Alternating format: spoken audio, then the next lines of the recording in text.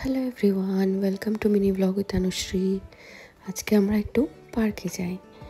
পার্কে পেছন দিক দিয়েও যাওয়া যায় ঘরের, কিন্তু ভাবলাম একটু আপনাদের ঘুরিয়ে চারিদিকটা দেখিয়ে নিয়ে যাই, আমারও ঘোরা হবে তার সাথে সাথে।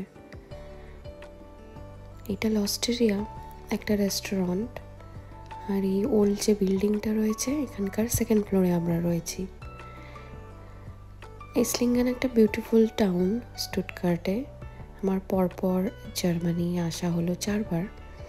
তো 4বারের মধ্যে আমরা 3বারই এখানটায় সেম রুম পেয়েছি। আর এই সাইডটা দিয়ে যাচ্ছি, এখানে দুটো চার্চ আছে। এইটা একটা চার্চ, আর এর ঠিক অপোজিটে একটা রাস্তা রয়েছে, সেই রাস্তাতেও একটা চার্চ রয়েছে।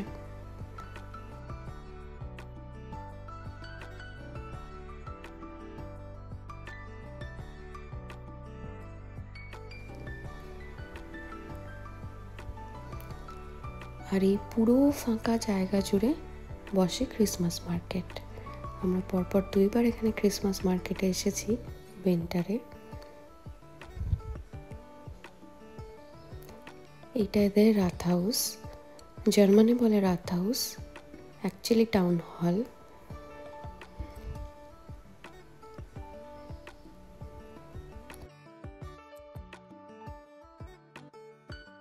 দুটো টাউন হল রয়েছে এখানটায়। যেটা এখন দেখালাম সেটা নিউ টাউন হল, আর তার ঠিক অপোজিটে রয়েছে ওল্ড টাউন হল। এটা ওল্ড টাউন হল। এই ওল্ড টাউন হলটা 1422-তে তৈরি হয়েছে, মানে কত পুরনো। এই পুরো এসলিঙ্গেনের একটা বিউটিফুল হিস্ট্রি রয়েছে, ওদের কালচার রয়েছে পুরনো দিনের, যেটা ওরা এখনও ক্যারি করে চলে। আর পুরো এসলিঙ্গেন জায়গাটাই বিউটিফুল, চারিদিকটা ওল্ড বিল্ডিংস ঘেরা। আর এই পুরো জায়গাটা আমার ফেভারিট। স্টুটগার্টে আমি অনেক জায়গাতে গেছি, কিন্তু আমার এসলিঙ্গেন সব থেকে ফেভারিট জায়গা।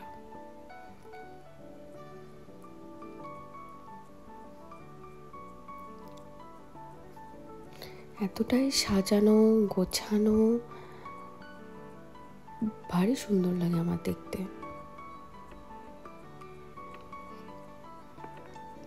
মানে আমাদের ফার্স্ট প্রায়োরিটি থাকে যখনই আসার সুযোগ হয় এসলিঙ্গেনে সেই রুমটা আছে কিনা।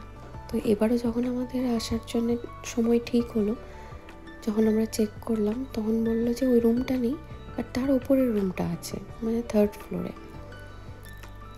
কিন্তু আমাদের আসা আবার কিছুদিনের জন্য পিছিয়ে যায়। তখন যখন আবার চেক করলাম তখন আবার এই রুমটা পেলাম।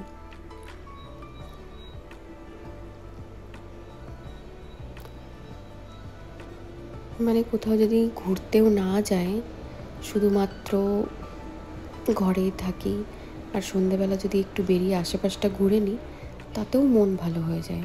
এইটাই এসলিঙ্গেনে থাকার একটা সুবিধে। আর এসলিঙ্গেন পুরো জায়গাটা একটা ট্যুরিস্ট প্লেস, এখানে প্রচুর ট্যুরিস্টরা আসে। আর আমরা যেখানে থাকি সেটা মেইন অ্যাট্রাকশন, সেন্ট্রাল, সেই জন্য একটু কস্টটাও বেশি ওখানকার। লোক কত কম দেখুন।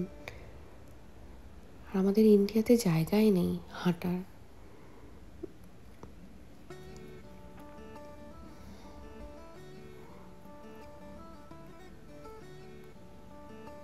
ছবির মতন সুন্দর লাগে আমার এই জায়গাটা। যারা আমার আগে ব্লগ দেখেছেন 2 বছর আগে, এই জায়গাগুলো আমি দেখিয়েছি, এবার আবার দেখাচ্ছি। আমরা পার্কের রাস্তাতে অলরেডি। তো এই পার্কে আমি আগের বারও এসেছিলাম, যতবারই আসা হয় এসেছি। আগেরবার শীতকালে ছেলেকে নিয়ে এসেছি এখানটায়। ওকে যেহেতু আমি টাইম পাই না, ইন্ডিয়াতে যেহেতু আমি ইউকে শিফটে কাজ করি, আমার পুরো সন্ধ্যাটা মাটি হয়ে যায়। আমি রোজ ছেলেকে নিয়ে সন্ধ্যেবেলা বেরোতে পারি না। কখনো আবির অফিস থেকে এলে ও নিয়ে বেরোই, না তো আমরা ওকে নিয়ে রাত্রিবেলা একটু গাড়ি করে ঘুরে আসি। কিন্তু এখানটায় কি হয়, এখানে আমার একটাই সুবিধে, সেইভাবে সেরকম কোনো সুবিধে নেই, সব কিছু একাই করতে হয়। কিন্তু একটাই সুবিধে, এই পুরো সন্ধেবেলাটা আমি এখানটায় পাই। আমার জার্মানির টাইমে 4:30-র সময় আমার অফিস, শেষ হয়ে যায়। তো পুরো 4:30 থেকে পুরো রাত্রি অবধি আমার হাতে টাইম থাকে। তো ছেলেকে নিয়ে আমি প্রত্যেক দিন বেরোতে পারি এখানটায়। কত সুন্দর সুন্দর ছোটো ছোটো ঘাস ফুল হয়েছে পুরো মাঠ জুড়ে। সন্ধে 8টা বেজে গেছে, তাও এত রোদ্দুর এখানটায়। আর জার্মানদের একটা জিনিস ভালো, ওরা অফিসের পর ফ্যামিলিকে প্রচণ্ড টাইম দেয়। মানে এরাও ইন্ডিয়ানদের মতন অনেকটাই মানে ফ্যামিলি কনসার্ন। আর জার্মানির ওয়ার্ক লাইফ ব্যালেন্স তো অ্যামেজিং। মানে জার্মানিতে লোকজন সেই জন্যেই আসে বাইরে থেকে। 8টা বেজে গেছে, মানে প্রায় 8:30 বাজতে যায়। এবার আমাদের যেতে হবে, ডিনার প্রিপেয়ার করতে হবে, ডিনার করে ঘুমোতে হবে। সকাল সকাল কালকে আবার উঠতে হবে। খুব সকালে উঠতে হয় যেহেতু এখানে কোনো হেল্প নেই, হাউস হেল্প নেই। এবার আমরা ঘরের সামনে চলে এসেছি প্রায়।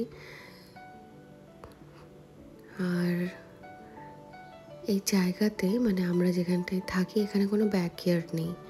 এখানে জাস্ট পেছনে একটুখানি জায়গা রয়েছে যেখানটায় গাড়ি রাখা যায়।